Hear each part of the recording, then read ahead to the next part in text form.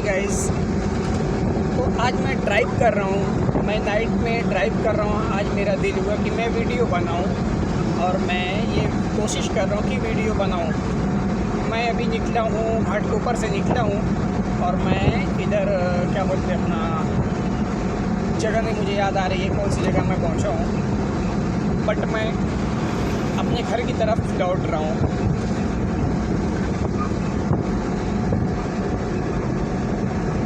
तो मेरी ड्राइव कैसी लगी आप लोगों को, आप लोग कमेंट में बताइए मुझे। ये है हमारा मुंबई। शायद मुंबई को आप लोग भी लाइक करते होंगे और मुंबई के रहने वाले सारे लोग मुंबई को तो बहुत लाइक करते हैं। ये है मुंबई की नाइट। मज़ा आती है, बट कैसा है अभी नाइट के टाइम में बहुत ठंडी लगती है, इसके लिए मैं कांच थोड़ी थोड़ी लॉक कर रहा हूँ। बस गाड़ी चला रहा हूँ अपनी धुन में।